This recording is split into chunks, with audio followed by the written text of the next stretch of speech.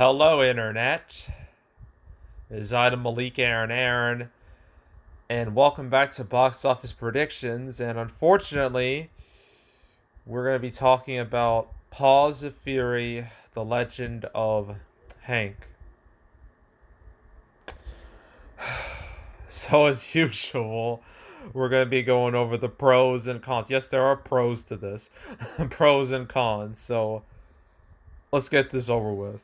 Okay, pros. There's not too much direct competition out there. Well, besides Minions 2, that's obvious. But that's 3 weeks old at this point, so one could label that as old news. So if parents really don't want to see the Minions again, they could theoretically watch this. So there's that. Uh, and the only other direct competition coming up for this movie is DC League of Super Pets. And after that, there's like no family movie in sight until October with like Lyle Crocodile. So that's good. So lack of there's not the lack of too much direct competition. I would label that as a bit of a pro. It's more of like a minor pro, really, but it's better than just having like a family movie every week, which would no doubt kill this movie. So that's a pro. Another pro, I guess, is like the voice cast. Usually, I don't talk about like voice actors like in animated movies because usually they don't really play a role in how well a movie does. Because usually the real draw isn't the voices. The draw is like the style of animation, like the humor and everything. Those are the real draws, not the celebrity voices. But we got quite a bit of talent here attached to this movie, as I'm about to show you. Michael Cera, Ricky Gervais, George Takei, Digimon Hansu, Michelle Yeoh, Samuel L. Jackson, Mel Brooks, Gabriel Iglesias. So we got some notable voices, mainly Sam Jackson. So we got some notable voices here, which could help this movie theoretically, but I don't think it will very much. So it's also a minor pro. Um, Another pro. This movie's gotten some advertising, not a whole lot, but some. I mean, they attached the trailer for this in front of Sonic 2, which makes sense because they're both family movies from, Paramount. And they did that before the trailer even hit online. So when you do that, you must have some level of confidence in your product. Not a whole lot, but some. So, yeah, and I've seen YouTube ads for this movie, so it's clear Paramount isn't completely dumping this movie, like, on a random weekend. So, and they're giving it the summer movie treatment, too. Like, we are deep into summer movie season. This is like a prime release date. Like, mid-July, we've had some big movies come out during that time. Like, some Harry Potter movies have opened during this time. Inception, Dark Knight Rises, Dunkirk, um, freaking original Ant-Man. Let's see what else is there. Lion King 2019. So, yeah, this is a prime weekend. Will this movie reach the heights of those movies? Oh God, no. But it's still a decent enough weekend historically, so that's also a minor pro. None of these pros are solid. They're all minor. They barely register as pros. Um, I think that's it. Okay, cons. All right, I usually don't do this, but we got to look at the posters for this movie because my God, they are horrendous, and I just want to show them to you. They have like the worst taglines. Now, here's the main one here: "Time to mark some territory." That tagline right there tells you all you need to know about this movie. It's just gonna be a bunch of awful, awful, awful puns. Marking territory, like, oh, haha, because, Hank here is a dog, and dogs, pee on stuff to mark territory. Haha, pee, haha, laugh. Like, just that type of humor that I hate. But this isn't even the worst of it. There's, like, a bunch of character posters down here that all have just Ooh, the worst taglines. And family movies do this all the time. I don't get why they do this. Like Addams Family 2019 did this, where like they have these character posters of like all the characters, and they have a tagline, and it's just like the worst. It's it has the vibe of like it's clearly you can tell these were made by some old guy who wants to connect with the kids so bad, wants to connect with the youth, and says stuff that he thinks will work, but in reality, it's super cringe and it makes him look like an old geezer more than he already is. So, yeah, let's look at these and cringe together, shall we? So, we got Digimon Hansu's big orange thick cat that's not Garfield. And it says Notorious CAT. Okay, first of all, what kid is gonna know about what kid's even gonna get this reference? It's obviously a reference to Notorious B.I.G., right? And hell, like this whole joke here, freaking Barnyard back in 2006 did this way better with Biggie Cheese, who is now beloved by the internet. Like, this guy will never be beloved by the internet. Never. Unless something really weird happens. But, yeah, this is just the tip of the iceberg. And next, we got Ricky Gervais's character, his cat. Constant hissy fits. Yeah. Let's keep going. Got Mel Brooks, which is important because the whole idea of this movie is that it's like this weird, like it's based on Blazing Saddles from like the 70s, which is very strange. Like, why would you want to make a family movie that's based off an R-rated comedy that is, primarily about, a black man being like the sheriff to a town of a bunch of white people. They all don't like him. They all call him the N-word. Hard N-word, too. It's the type of movie that would never, ever, ever be made today.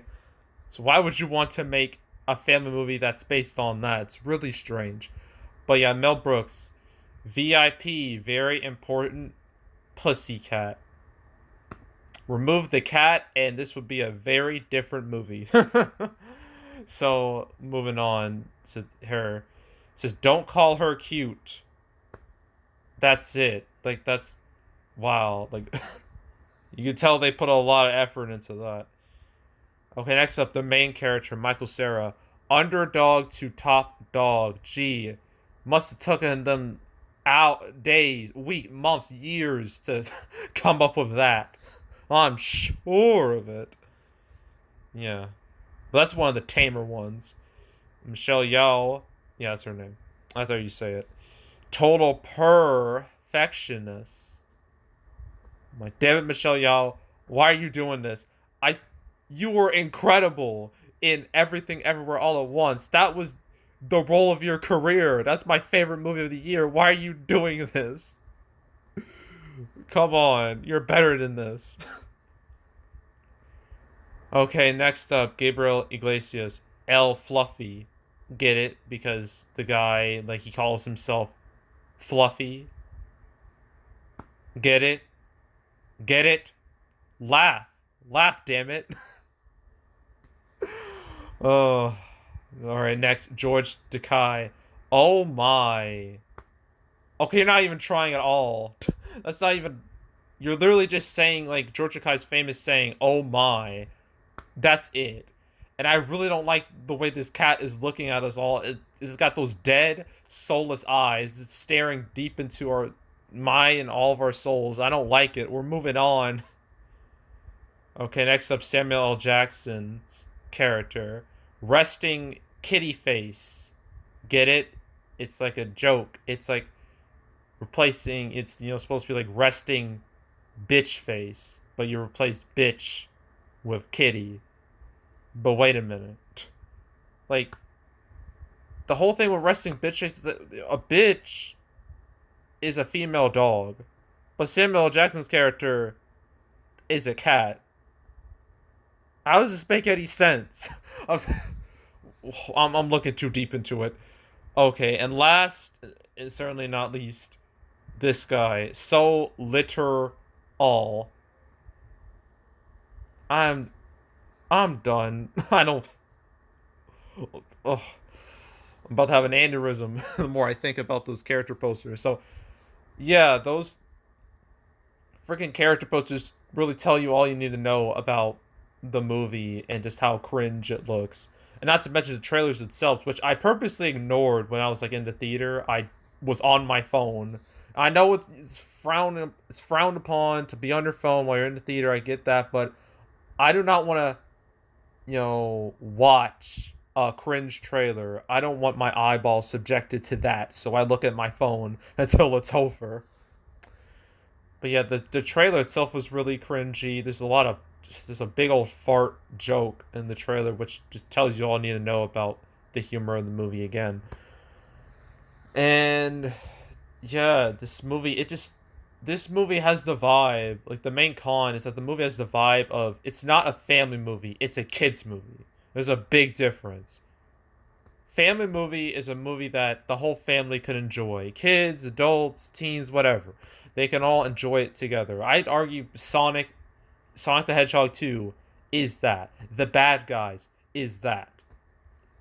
Like they're both I'd classify them both as family movies because they can be enjoyed by more than just kids. This is the type of movie that can only be enjoyed by kids and no one else. This is the babysitter movie where the parents do not want to watch this, and so they get a babysitter to take the kid to see the movie, so the parents don't have to suffer. It's that type of movie. So, yeah, that whole thing's a con. This is a kids movie made for kids only. Like there's no crossover appeal. So that's a con. Another con is that reviews are not good, which I 100% expected, judging by the trailers and the character posters that you just saw. It's at 45% right now. I imagine it'll go a little lower as more reviews trickle in. But what's even worse is that its audience score is also really bad. It's like at 56%, which is terrible for any movie, especially a family movie. Like with family movies, even like the worst family movies, with those audiences can be like a little, you know, forgiving in a way. They'd be like, "Oh, if it entertained my kids, that's good enough for me." But I guess this movie doesn't even entertain kids if it's getting scores that low from audiences. So that's really bad. So that's a con. Just bad reviews and really bad audience reactions. Another con is that is this competition. You got Minions 2, the second meme movie of the year, only after Morbius. And Minions 2 has made a lot of money, and it's still making money right now. And this movie feels like, obviously Minions is a part of a massive franchise. Despicable Me brand, one of the biggest brands in all the movies, making billions of dollars. Like, Paws of Fury looks like is so B zone, like B range, that like no one's really gonna care all that much.